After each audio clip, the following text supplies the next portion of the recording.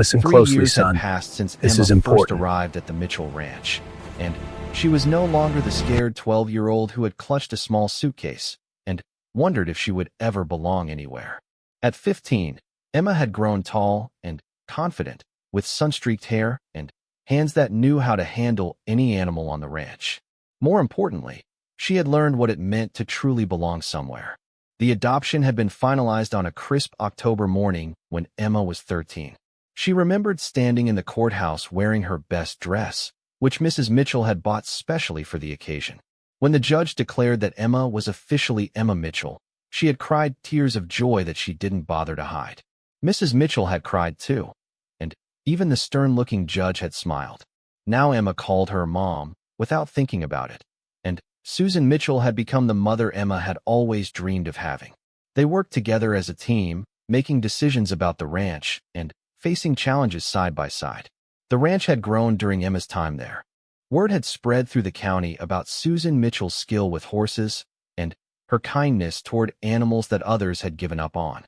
People began bringing their troubled horses to the ranch, knowing that Susan and Emma could help heal both physical injuries and emotional wounds.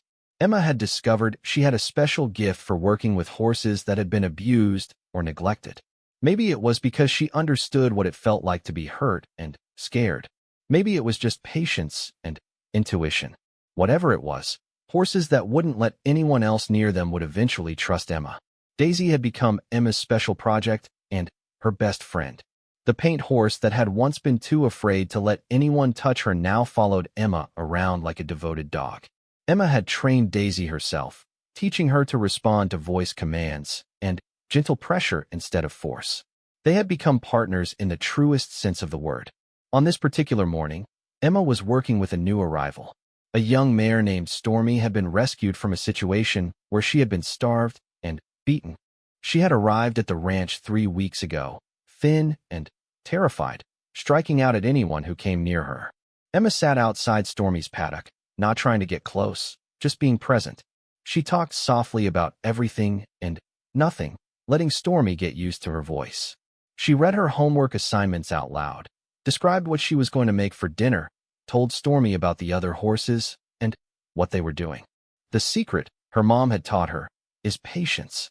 Healing can't be rushed. Emma had learned that lesson well, both with animals and with herself. It had taken time for her to stop expecting disappointment around every corner. It had taken time to stop hoarding food in her room, even though meals were regular and plentiful. It had taken time to believe that this home was permanent, that her mom wasn't going to change her mind and send Emma away. But the healing had happened, slowly and surely, like watching a flower bloom. Emma had learned to trust again, and in learning to trust, she had learned to love. "Emma," her mom called from the barn. "We've got visitors." Emma looked up to see a familiar truck pulling into the driveway. It was Mrs. Patterson from the children's home, and she had brought 2 of the younger children with her. Emma's heart leaped with excitement as she recognized them. 8-year-old Carlos had been just 3 when Emma left, and 10-year-old Maya had been Emma's special helper with the little ones. Emma ran to meet them, gathering both children into hugs that lifted them off their feet. Mrs. Patterson was wiping tears from her eyes as she watched the reunion. "Look at you," Mrs. Patterson said, holding Emma at arm's length. "You've grown so much, and you look so happy." "I am happy," Emma said, and she meant it completely. "Come on, let me show you around." Emma spent the morning giving Carlos and Maya the full tour of the ranch. She showed them how to feed the chickens without getting pecked, let them pet Ferdinand's massive head, and introduced them to all the horses. Carlos was brave enough to sit on Buttercup while Emma led her around the paddock, grinning from ear to ear. Maya was more cautious, but she fell in love with a young foal named Comet.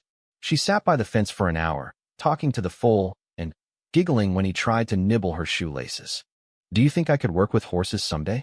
Maya asked Emma as they watched Comet play with his mother. "I think you could do anything you set your mind to," Emma told her. "That's what Mom tells me, and she's always right." It was the first time Emma had called Susan Mom in front of Mrs. Patterson, and she saw the older woman's face light up with joy. Over lunch, Mrs. Patterson told them about the new programs at the children's home and how some of the kids Emma remembered were doing. Several had been adopted into loving families, which made Emma's heart sing. Others were still waiting, still hoping, still building walls to protect themselves from disappointment. "We've started a mentorship program," Mrs. Patterson explained. "Older kids who have found their forever families come back to spend time with the younger ones, to show them that good things can happen." Emma looked at her mom, who nodded encouragingly. "I'd like to do that," Emma said quietly, "if that would be okay." And so began a new chapter in Emma's life. Once a month, she and her mom would drive to the children's home, bringing pictures of the ranch and stories of the animals. Emma would spend time with the older kids, the ones who had stopped believing in happy endings, and she would tell them that sometimes good things really did happen to kids like them. She brought Daisy with her on these visits, loading the gentle horse into the trailer and setting up a temporary paddock behind the children's home. The kids would take turns brushing Daisy's coat and feeding her carrots, and Daisy seemed to understand that these children needed her calm presence.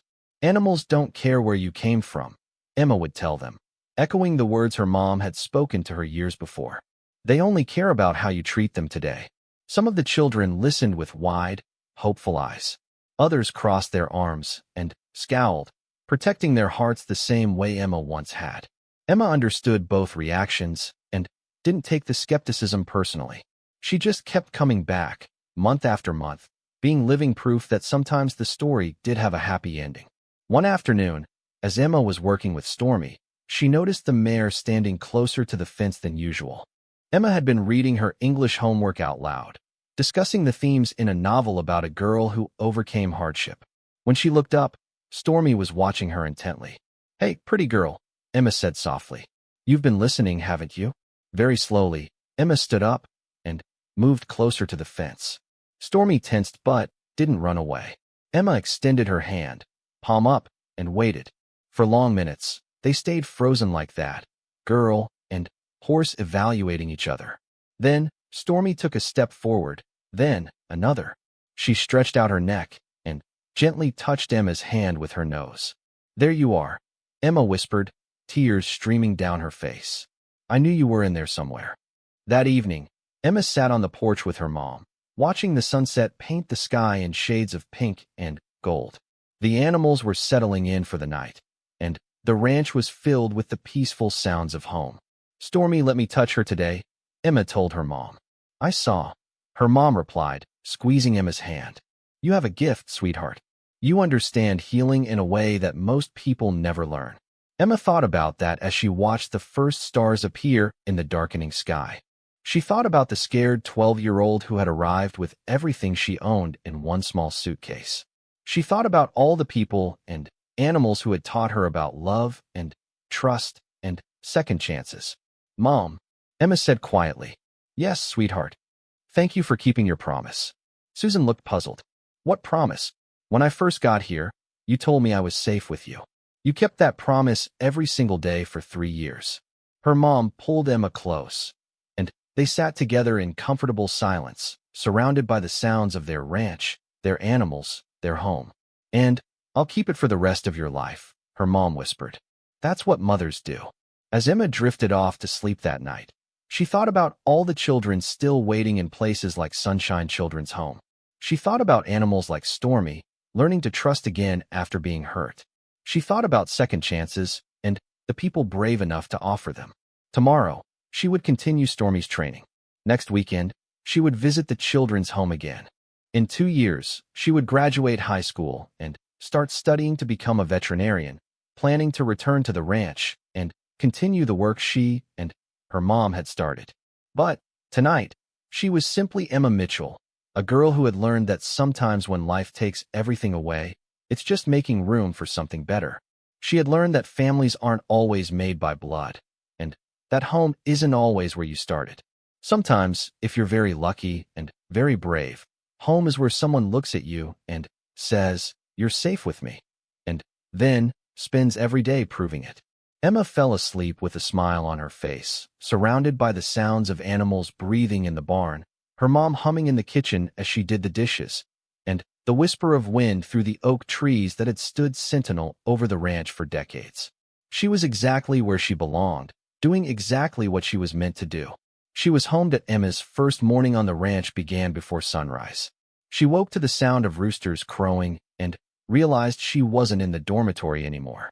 Sunlight was already streaming through the curtains of her new bedroom, which was bigger than any space she had ever called her own. Mrs. Mitchell had given her the room with windows facing east, so Emma could watch the sun come up over the pastures. She dressed quickly in her jeans and sneakers and found Mrs. Mitchell in the kitchen, making coffee and scrambling eggs. The kitchen smelled like bacon and fresh bread, nothing like the industrial food smells of the children's home. "Morning, sleepyhead," Mrs. Mitchell said with a smile. "Ready to meet your new roommates?"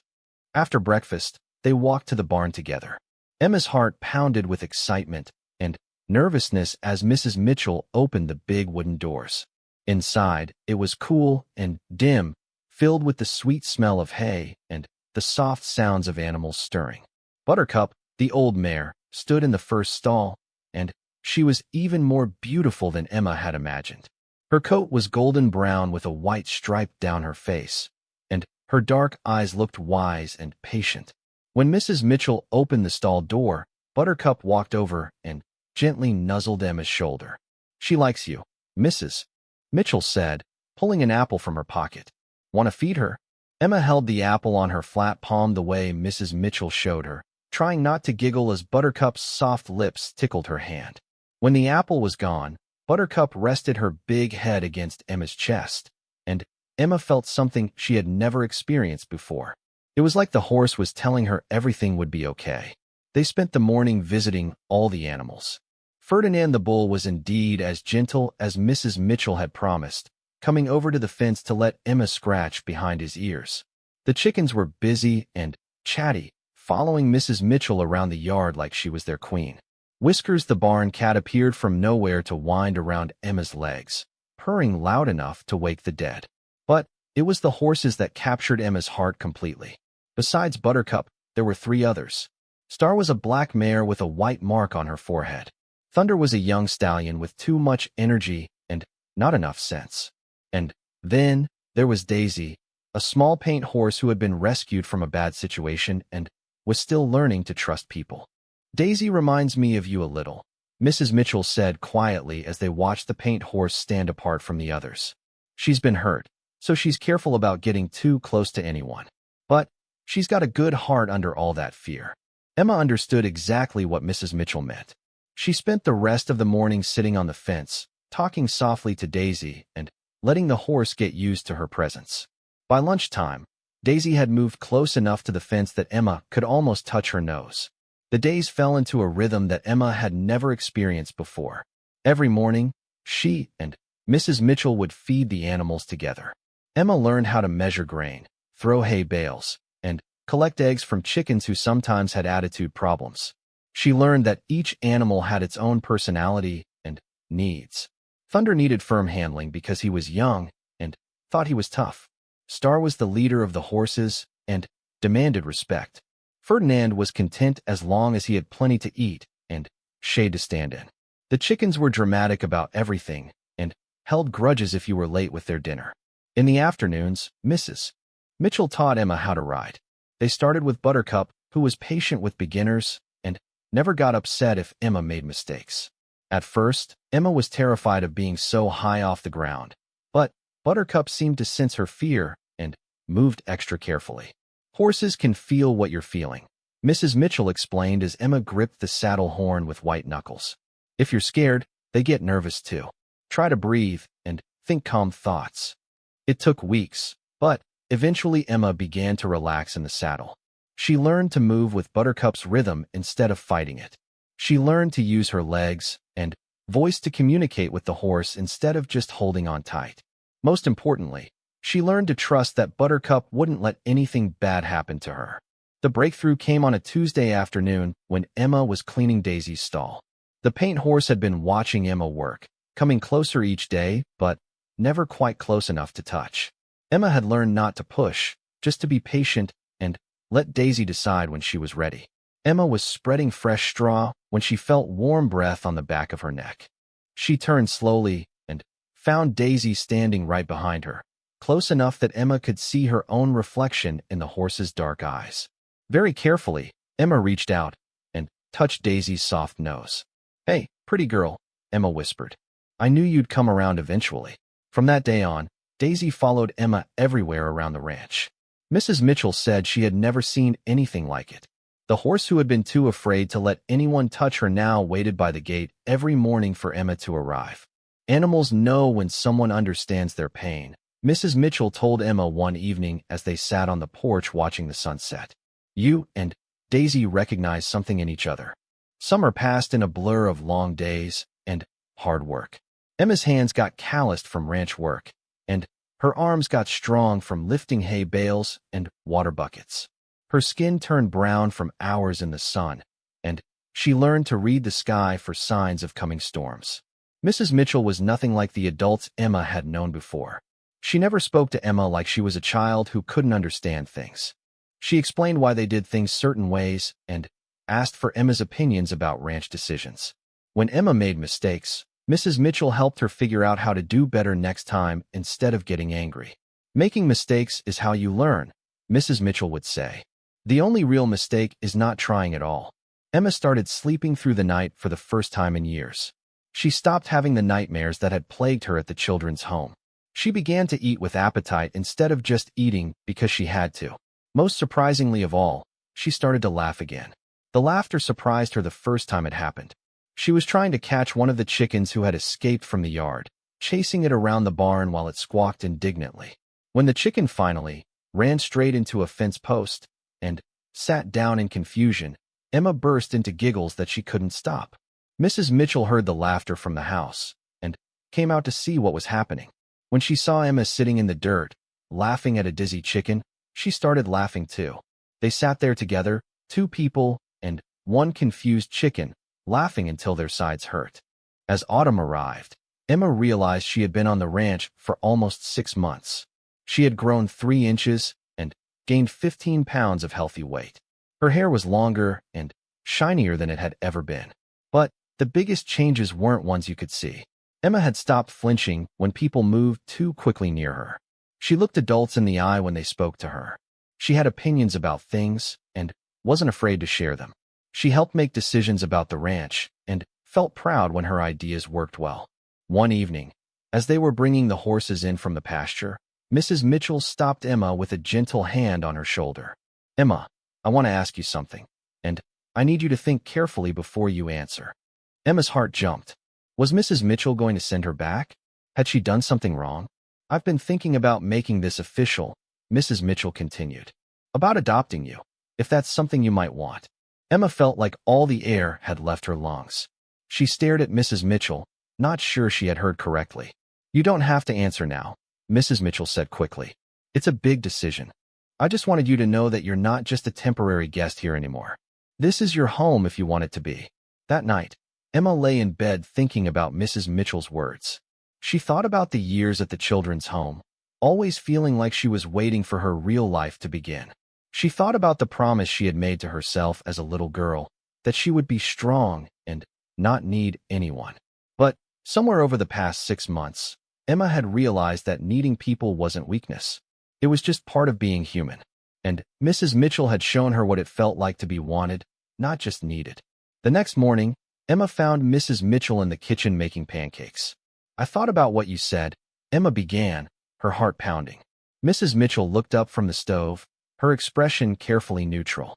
"And I think," Emma said slowly, "I think I'd like that very much." Mrs. Mitchell set down the spatula and pulled Emma into the biggest, warmest hug Emma had ever received. "Then, that's what we'll do," Mrs. Mitchell whispered. "We'll make it official. You're my daughter now, in every way that matters." As Emma hugged her new mother back, she felt the last of the walls around her heart finally crumble. She was home. She was wanted. She was safe. And, for the first time in her life, Emma began to believe that she deserved all of those things. The rain hammered against the windows of the children's home as 12-year-old Emma pressed her face against the cold glass. She watched the other kids getting picked up by their families after the weekend visit, their laughter echoing through the hallway as they disappeared into warm cars. Emma had stopped hoping for her own family years ago. She had been at Sunshine Children's Home since she was 7, after her grandmother passed away. Her parents had died in a car accident when she was just 3, and her grandmother had been her whole world until cancer took her too. Now, at 12, Emma was one of the older kids, and she knew the truth that the younger ones didn't understand yet. Most people wanted babies or toddlers, not kids who remembered too much and had already built walls around their hearts. Mrs. Patterson, the kind woman who ran the home, often told Emma she was special. "You have a gift with the younger children," she would say, watching Emma help little Tommy with his homework or comfort Sarah after a nightmare. Emma didn't feel special. She felt tired, like she was carrying invisible weights on her shoulders. The children's home sat on the edge of Millbrook, a small town where everyone knew everyone else's business. Emma had grown up watching the town through the windows of the home, seeing families walk together on Sundays, watching parents cheer at school games she could never participate in because there was no one to sign the permission slips or pick her up afterward. At school, Emma kept to herself. She was smart, always finishing her work first, but she never raised her hand to answer questions. She had learned that standing out meant risking disappointment, and she had enough of that already. Her teacher, Miss Rodriguez, often tried to encourage her to join activities or make friends, but Emma would just smile politely and shake her head. One Tuesday morning, everything changed. Emma was helping serve breakfast when Mrs. Patterson called her into the office. Sitting across from Mrs. Patterson's desk was a woman Emma had never seen before. She had short gray hair, kind eyes, and clothes that looked like they had seen plenty of work. "Emma, this is Mrs. Susan Mitchell," Mrs. Patterson said gently. "She's been looking for a girl about your age to come live with her and help on her ranch." Emma's stomach dropped. She had heard about these arrangements before. Sometimes older kids got sent to work on farms or in homes where they were more like unpaid help than family members. She crossed her arms and stared at the floor. Mrs. Mitchell spoke for the first time, and her voice was softer than Emma expected. "I know this might sound scary, Emma. I'm not looking for a worker. I'm looking for someone who might want to learn about taking care of animals and land. Someone who might need a quiet place to grow up, away from all the noise of the world." Emma looked up despite herself. There was something different about this woman.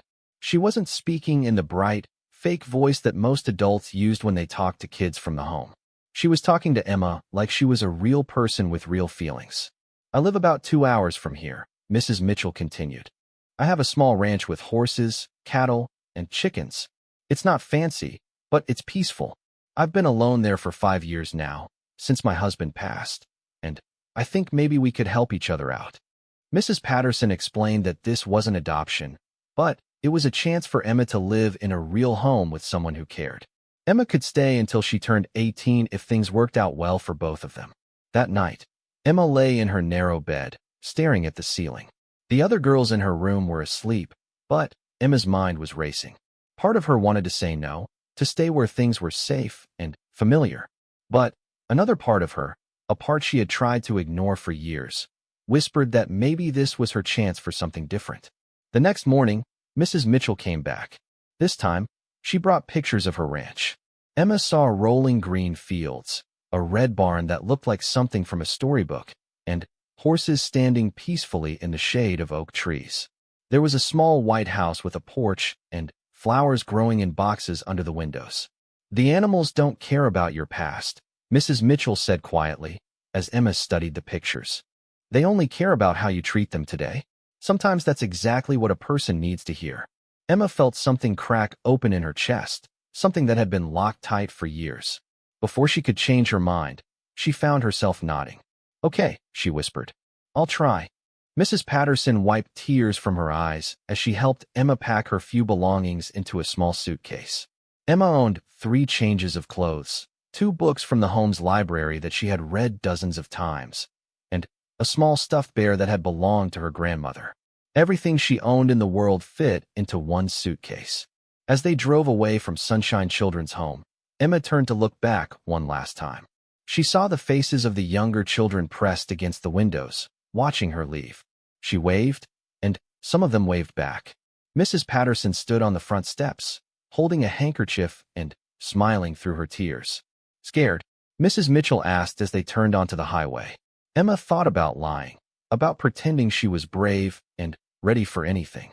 Instead, she found herself telling the truth. Yes. Mrs. Mitchell nodded. Good. Being scared means you're paying attention. That's smart. They drove through small towns and past fields of corn and soybeans. Emma watched the world get quieter and more spread out as they went. There were fewer houses, more trees, and bigger skies than she had ever seen. The air coming through the truck windows smelled different too, cleaner somehow, like grass and earth instead of car exhaust and cleaning supplies. Tell me about the animals, Emma said after they had been driving for an hour. Mrs. Mitchell's face lit up. She told Emma about Buttercup, an old mare who loved apples and had a habit of untying knots with her teeth. There was a bull named Ferdinand who looked scary but was actually gentle as a puppy. The chickens all had names and personalities, and there was a barn cat called Whiskers who thought he was in charge of everything. As Mrs. Mitchell talked, Emma found herself relaxing for the first time in years. There was something about the way this woman spoke about her animals that made Emma believe she would be safe with them. And maybe, just maybe, she would be safe with Mrs. Mitchell too. When they finally turned down a dirt road lined with fence posts and wildflowers, Emma felt her heart speed up. At the end of the road sat the little white house from the pictures, looking even more welcoming in person. The porch had a swing and pots of bright flowers. The red barn stood proud and solid behind the house, and Emma could see horses in the pasture lifting their heads to watch the truck approach. As they pulled into the driveway, Mrs. Mitchell turned to look at Emma. "Welcome home," she said simply. Emma felt tears start to fall, and she didn't try to stop them. For the first time in 5 years, someone had called a place with her in it home. She wiped her eyes and managed to smile. "Thank you," she whispered, and she meant it more than she had ever meant anything in her life.